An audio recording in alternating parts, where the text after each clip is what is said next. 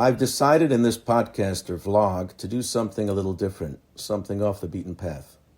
I've selected 10 issues raised or discussed in the first 2024 presidential debate on June 28th, and I shall mock as if I were one of the candidates for U.S. presidency responding. Even though this is not per se a debate, my daughter Leah will quasi-moderate, and I will address each of 10 issues more coherently and cogently than either of the two that occupied the stage that evening. Not that that's saying much. I promise to keep my answers short and succinct, not to exceed 2 minutes each. Before we begin, however, a pet peeve. The term quote-unquote presidential debate is completely incorrect and is a misnomer. Presidential is a term of art. It is descriptive, the part of speech known as adjective. For example, one would correctly say the presidential suite at that swank hotel, or X looked presidential. It is improper to be used in the subject form. The proper title for the subject venue would have been and should be in the future, quote, the U.S. President Candidates Debate, unquote. Perhaps the word candidates with a post-S plural possessive apostrophe. That said, I hope we can all agree that the reference debate was anything but presidential. Similarly, the term Democratic as a reference to the party is once again wrong. The term Democratic is descriptive too and can just as well be applied to a Republican. Why, while Republicans are not Democrats, though in some cases you could have fooled me, most are Democratic. So it's not the Democratic Party, but rather the Democrat Party. Shameful that I can teach a thing or two about rudimentary linguistic and or grammar rules of the English language to the bigwigs at NBC, ABC, CNN, Fox, and the other networks. And while we're on the topic, another general example of bad English is the common use of the term jam-packed when referring to a capacity or sold-out venue. This is simply erroneous and ignorant. To describe same, one ought to either say, quote, it was jammed, unquote, or, quote, it was packed, unquote. The term jam-packed is redundant and stupid sounding. The etymological basis, however, for such rampant ignorance is the term gem, G-E-M, packed, which refers more to quality than quantity, akin to describing an event that was star-studded. Over time, however, some fools succeeded in term napping and then galvanizing the masses, of whom by now you know what I think, into a quasi-homophonic misappropriation. The only situation where jam-packed would be accurate is when referring to the condiment. It is proper to say the sandwich was jam-packed. Thanks for allowing me to vent a bit off course. And now let's begin. Inflation is a big deal and top of mind of the American people right now. Who's to blame? How do we get here? And how do we fix it? Well, Leah, I am of the Milton Friedman School of Economics. And so in his illustrious words, notwithstanding the American people's technical fault of voting them in, inflation is caused strictly and exclusively by the government, and more specifically by Congress. Therefore, 98% of the fault must be placed on the shoulders of Congress.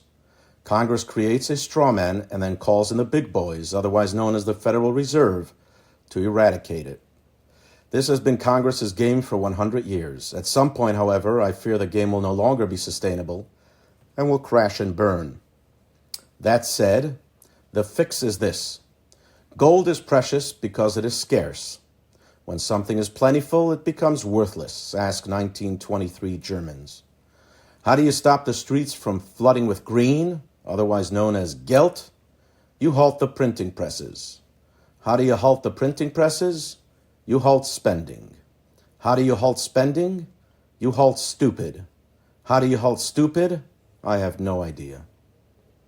The national debt is about to reach $35 trillion. Where does this end? I believe I answered part of this in my first response because in many ways these two issues overlap with each other. I will just add this. It is frightening, and there's no way America ever makes good on this debt. At this point, it is merely about kicking the can down the road as long and as efficiently as possible. I would, however, if I may, merely paraphrase Mitch McConnell from the Senate floor 20 years ago when he described or offered perspective on how much $1 trillion really is.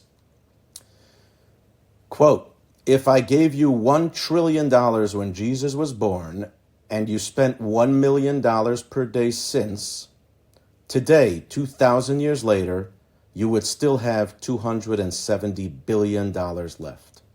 Unquote. Now, if that doesn't scare the bejesus out of everyone, I don't know what will. Suffice it to say, however, that it is not sustainable, and at some point, if we don't fall from so many other concerns and forces, we will from this alone. It's just a matter of time. My promise, however, to the American people is to at least shut the floodgates or sharply curtail them, and to postpone the inevitable as long as possible by reining in spending and by cutting such foolishly unnecessary programs and projects we currently fund, like the NIA and other similar useless organizations and causes, including the UN we foolishly fund to the tune of $18 billion per year, of which, if I may add, only 17% of that figure is mandatory, and the balance we generously donate. And while I'm on the topic, I would evict the UN too. There are plenty progressive and or anti-Semitic countries in Europe and the Middle East that would proudly welcome and host it. One word, immigration. Yeah, boy, we're riddled with problems, aren't we? Well, if I were president, I would, within my ability and authority, immediately put into effect a 4-year moratorium on all immigration. During this time, I would consult and converse with my experts to determine whether there is a permanent long-term fix and what that may look like.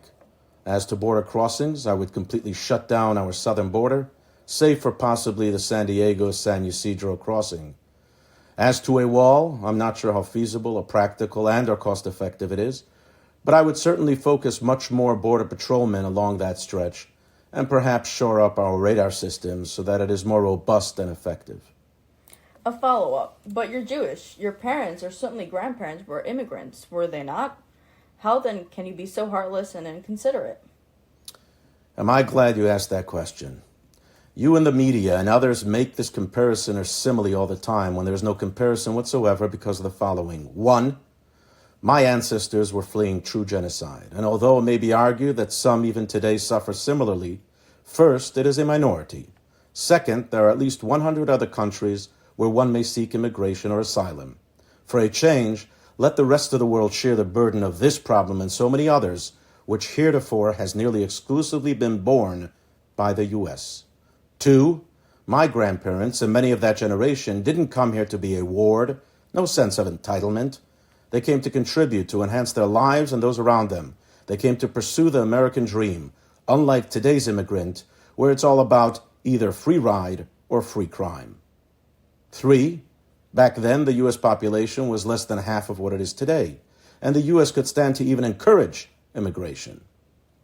4, dealing as we are today with so much crap, nothing comparable to yesteryear, and dealing with moles and maggots and vicious barbarians and terrorist threats and the like from all 4 directions, we simply cannot have it any longer. No longer an open-door policy. It's enough. I'll take all the flack for this position, but at least I will sleep at night knowing my children are safe. Of course that's exaggerated, but you get the point. And I don't want to hear about the exceptions. Don't start lecturing me that a given immigrant emigrated to this country 6 years ago, and he's a model citizen. Because while that's great, that's the way it ought to be. Don't pat yourself on the back. You're no hero. The fact is, policies are implemented and decisions made with majorities, not minorities, in mind. And that's how it should be. Another one word, abortion. I will not discuss this topic at length, as it's not an issue I'm passionate about one way or another. In short, however, I support the Supreme Court's overturning of Roe v. Wade. I believe it to be fair and reasonable and don't quite understand the left's clamoring, but that's what the left does since time immemorial, complain and bicker even where there's nothing to complain or bicker about. And in any event, like a response coming to no doubt another issue you will shortly inquire of me, Rome is burning. This is not an issue with which I will take up much more of my time. It's not like there is no law regarding this matter, and it's not like it hasn't been discussed and argued and beaten to death over the past 50 years. There is, and it has. Some just don't like it. Oh well. Israel Gaza, and really Israel generally relative to all her neighbors, and whether you support a two-state solution, a Palestinian state alongside a Jewish one? In answering this question, I will refer you and my audience to my recent 3-part YouTube podcast on this issue. However, what I wish to say here is this. 1, unlike the yo-yo who sadly serves as our current president, I would have called up the National Guard 6 months ago to stand guard in the 10 largest cities between New York and San Francisco and simultaneously ban all protests and demonstrations, which all except for 1 or 2 are and have been fiercely unconstitutional, un-American, and violate our First Amendment. They aren't peaceable at all and are nearly all riddled with incitement, fighting words, and the like. Second, you're asking about a two-state solution while heads, arms, legs, breasts, and torsos aren't even cold yet? A two-state solution will never happen in my lifetime, nor should it, regardless of whether I ever ascend to the presidency or not. It's mere prophecy. Black unemployment, crime, and single mothers. Fathers. That's it? That's it. They'd also do themselves a favor if their role models were Clarence Thomas, Thomas Sowell, Tim Scott, or dare I say even Denzel Washington, instead of Al Sharpton, Whoopi Goldberg, Jesse Jackson, Jamal Bowman, Michael Jackson, and P. Diddy. Climate change. Well, ask Thunberg. She's got all the answers, doesn't she? Anyhow, you recall a little while ago I said to you that, quote, like a response coming to no doubt another issue you will shortly inquire of me, Rome is burning. This is not an issue with which I will take up much more of my time, unquote. In light of that statement, even if climate is an issue, which I'm not convinced, it's an issue whose brunt will be felt only about 100 years from now. The way things are headed in this country and globally in other facets, we won't survive a third of that. So who cares? Extinguish the inferno. Then we'll talk about extinguishing the match. Social Security. For about 20 years, I've been hearing it's insolvent. I'm not entirely versed in the dynamics of it, and once I take office, I will certainly impanel a team to discuss and decipher the matter, to determine its status as well as its future. While we're on the topic, however, and seeing as I am a tax attorney, I will say this. When I take office, one of my first tasks will be to present a bill to Congress prohibiting the IRS from levying Social Security benefits of taxpayers who are in arrears.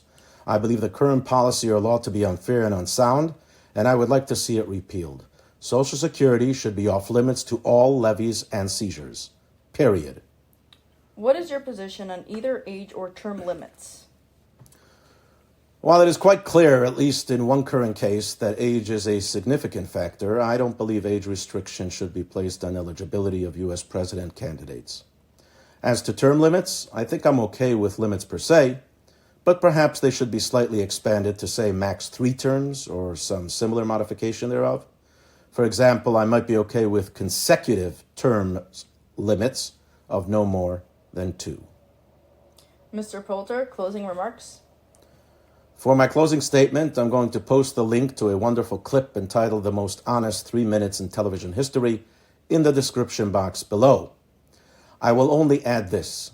In my 55 years on Earth, I do not recall a more trying and frightening time globally and here at home. I'm not convinced that we're not too far afloat already and that we are not up a creek with no paddle. Nonetheless, my pledge to the American people is that I will do all within my abilities and powers to, at the very least, locate the paddle.